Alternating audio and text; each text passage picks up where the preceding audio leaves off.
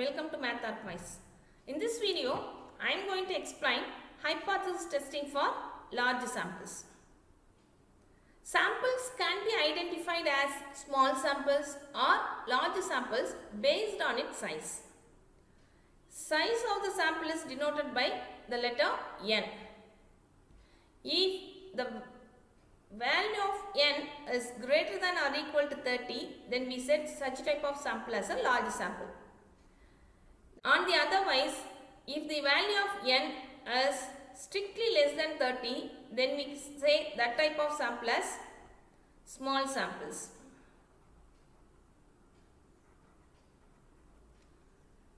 There are so many tests available to test the hypothesis. For large samples, we make use of z-test to test the significance for single mean, difference of mean, single proportion and difference of proportions. Now, I am going to explain test of significance for difference between two means. Under this test, we have to test whether the difference between the two sample means are significant or not. For that purpose, we make use of this test. So here, I am going to set up my null hypothesis H naught as null hypothesis H naught as mu1 is equal to mu2. That means there is no significant difference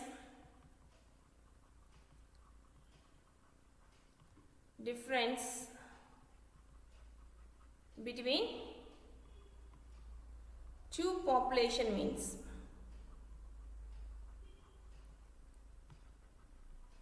Alternatively, I am going to set up my alternative hypothesis as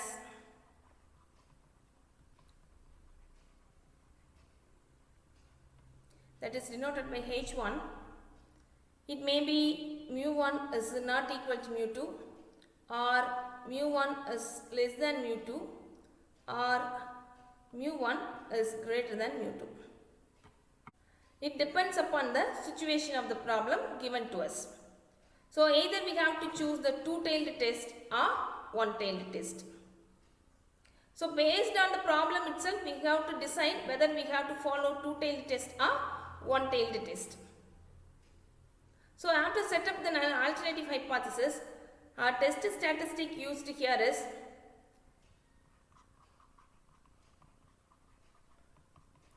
under H naught, Z is equal to x1 bar minus x2 bar over square root of sigma 1 square over n1 plus sigma 2 square over n2.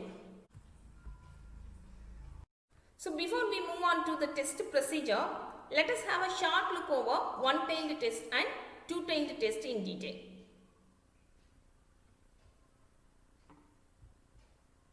What it means. What happens if it is one-tailed test and if it is two-tailed test? Let me explain this by taking a simple example.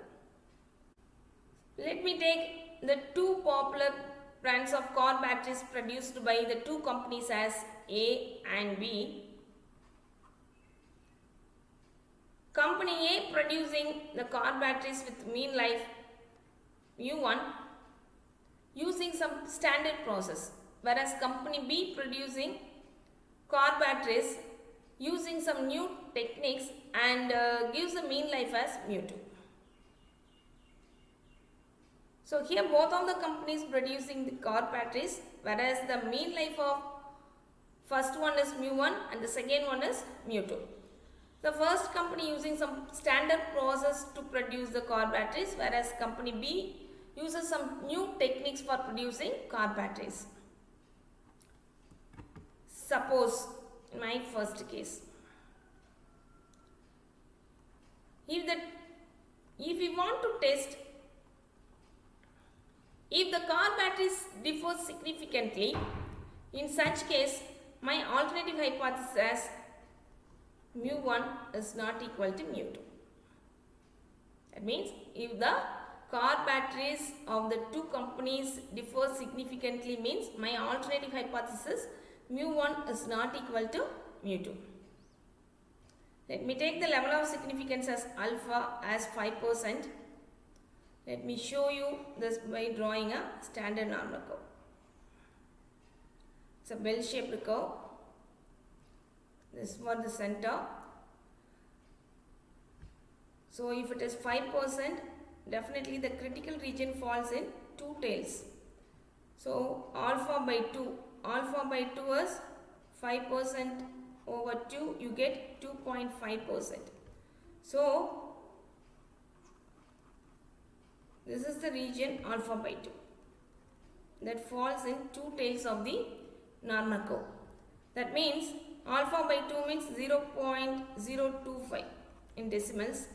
Here itself alpha by 2 is 0.025. Actually the area under the standard normal curve is exactly equal to 1, that is it has 0.5 to the left hand side and 0.5 to the right hand side. So for the table value of Z at 5% level of significance is Z is equal to minus 1.96 and Z equal to plus 1.96. So if my calculated value falls in this region, definitely I am going to accept the null hypothesis, or otherwise I am going to reject the null hypothesis. That means this is the rejection region, this is my acceptance region,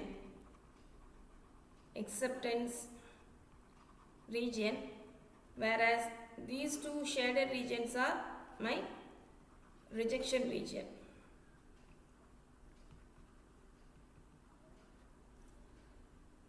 So if it is a two-tailed test, this is a two-tailed test. That means the critical region falls in two tails of the normal curve. Let me move on to the second case. Suppose if the mean life of the batteries produced by company A is less than that of B, in such case my alternative hypothesis mu1 is less than mu2. Here my null hypothesis, there is no change in my null hypothesis, that is mu1 is equal to mu2, whereas my alternative hypothesis here is mu1 less than mu2. Here I have to say this as a left-tailed test. This gives us a one-tailed test. That means here itself I have to take the level of significance alpha as 5%. So if it is mu1 less than mu2 means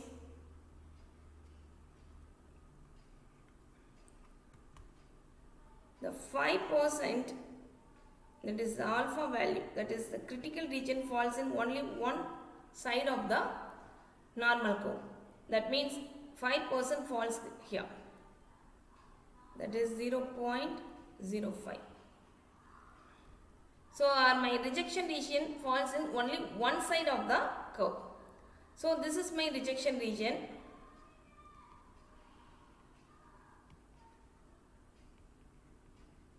The remaining regions here are my acceptance region. Actually the table value of Z at 5% level of significance for this falls in left side of the, that means the critical region here falls in left side tail of a normal curve. So I have to say this as a left tail test. The rejection region falls in left side of the normal curve. So I have to say this test is a left tailed test. So the value of Z is at 5% level of significance for left tail test is minus 1.645.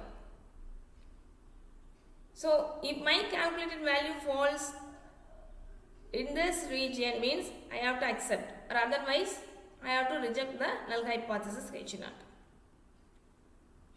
Let me move on to the next case. H naught, that is mu1 is equal to mu2.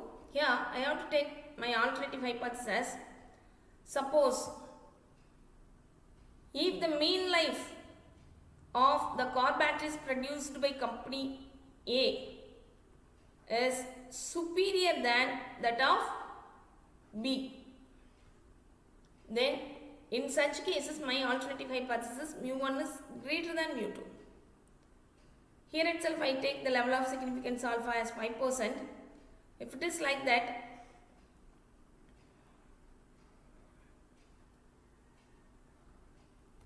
this falls the right tail of the normal curve. That means the rejection region falls in the right hand side. That is alpha equal to 5%. That means 0.05. So if the value of Z falls in this region, means we have to accept the null hypothesis. This is my acceptance region and this is my rejection region. So here the critical region, look at here, the critical region or rejection region falls at the right hand side of the normal curve. So we call this type of test as right tailed test.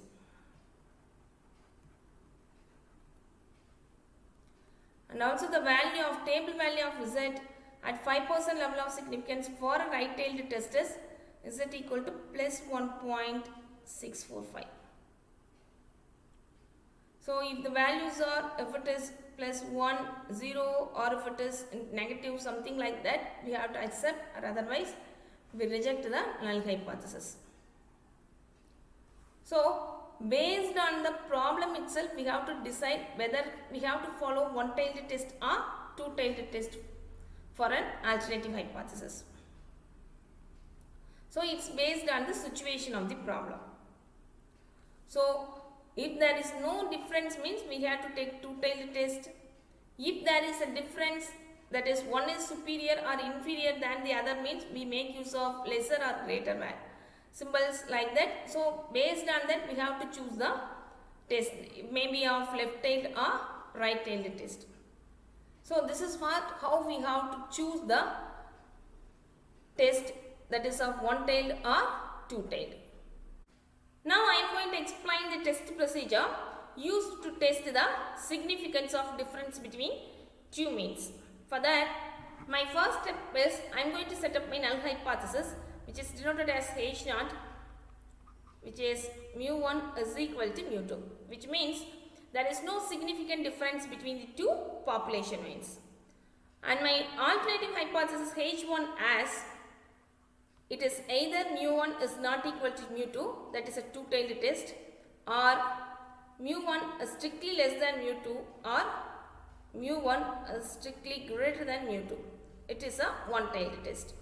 So based on the problem itself, we have to decide whether we have to follow the two-tailed test or the one-tailed test. Next, level of significance. If it is given, we make use of that, or alternatively we have to choose the level of significance as 1% or 5%.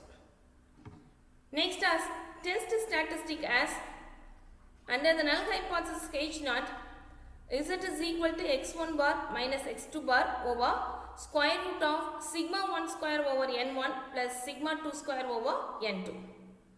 After calculating this value, let us come to the conclusion. If calculated value of absolute Z is strictly less than or equal to the table value, then we have to accept our null hypothesis. That means there is no significant difference. Or alternatively, if the calculated value of absolute Z is strictly greater than the table value of Z, then we have to reject the null hypothesis, which means that is a significant difference between the two population means.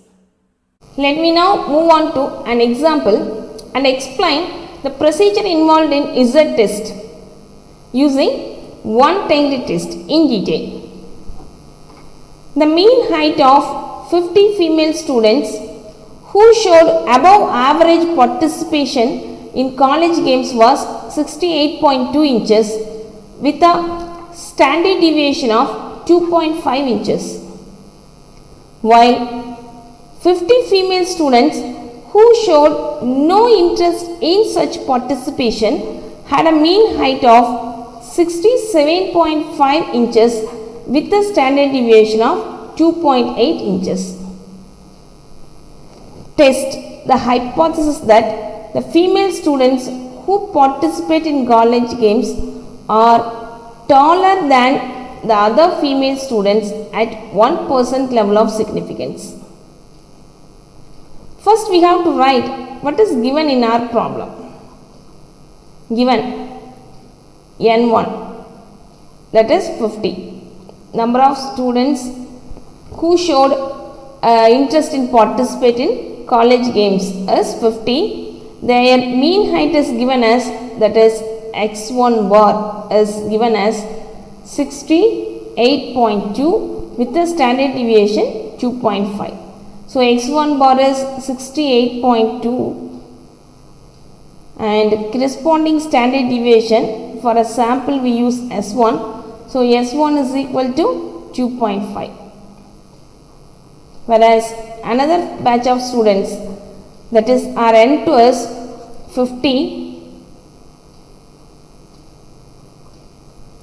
They showed no interest in participation of events and their mean height is given as x2 bar, that is 67.5 with a standard deviation 2.8. So 67.5 and S2 is equal to 2.8. Also the level of significance alpha is also given as 1%. So based on this information we have to test, is there any significant difference between these two or not. For that, first I am going to set up my null hypothesis as H0, that is mu1 is equal to mu2. That means there is no significant difference. There is no significant difference. Alternatively, I am going to set up my alternative hypothesis as, that is H1. Here it is given that test the hypothesis that the female students who show participation in college games are taller than other female students. That means my mu1 is strictly greater than mu2. So this falls under right-tailed test. Right-tailed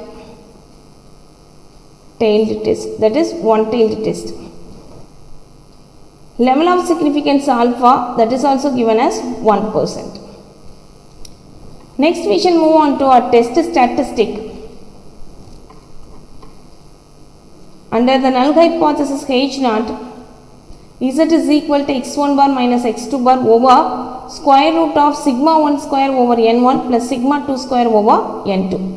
Here sigma 1 square and sigma 2 square value is not given. Instead of that we make use of sample standard deviation. So this is equal to our x1 bar minus x2 bar over square root of s1 square over n1 plus s2 square over n2.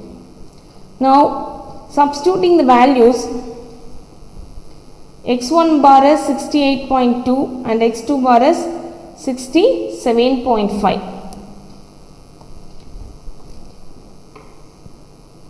68.2 minus 67.5 over square root of your S1 and S2 values. S1 is 2.5 and S2 is 2.8. So 2.5 square over plus 2.8 square over.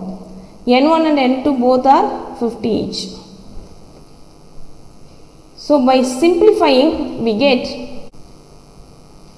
by subtracting 68.2 minus 67.5 we get 0.7 in the numerator, that is plus 0.7 whole divided by square root of 2.5 square, that is 2.5 multiplied with 2.5 we get 6.25 and you divide this by 50 we get 0.6 125 plus the second one 2.8 square. 2.8 square is 7.84 and you divide this by 50, you get 0.1568, and adding these two value plus 0.125, you get the value 0.2818, and by taking the square root of this you get 0.5308 etc. Here I have to take up to 2 decimal places, so 0.53. So that is equal to 0.7 over 0.53, and by dividing 0.7 by 0.53 we get 1.320 etc. Here I have to take up to 2 decimal places, so 1.32. So my calculated value of Z is 1.32. Also my absolute value of Z is also 1.32. So let us come to our conclusion. So the table value of Z at 1% level of significance for a right-tailed test. Since we are following right-tailed test for this problem, right-tailed test is, so for a right-tailed test 1% level of significance we get the value 2.33. So yes, 2.33. So my calculated value of absolute Z is strictly less than my table value of Z, isn't it? That is, calculated value of absolute Z is 1.32, is strictly less than my table value is 2.33. So our conclusion is we accept the null hypothesis H0. That means there is no significant difference. Let me now show you how this value falls in the acceptance region using the normal curve. So this is a standard normal curve.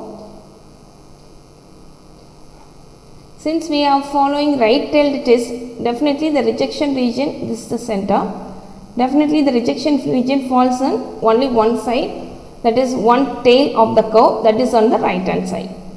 So here we have to follow 1%, that is alpha is equal to 1%. That means alpha is equal to 0.01. This is the rejection region. And the calculated value of Z is, first let us write down the table value. So the table value of Z at 1% level of significance is 2.33. So at this point my Z value is 2.33. So if the value of Z falls in this region, definitely we have to accept our null hypothesis since it is my acceptance region. If it falls in this shaded region, that is the critical region, means we have to reject the null hypothesis. So our calculated value of Z is 1.32, that is approximately here, isn't it? So Z is equal to 1.32. So it falls in our acceptance region, that's why we have to accept our null hypothesis. Hope you got a clear idea about testing of hypothesis for Z test for the difference between two means using one-tailed test. Thanks for watching. See you again in my next video.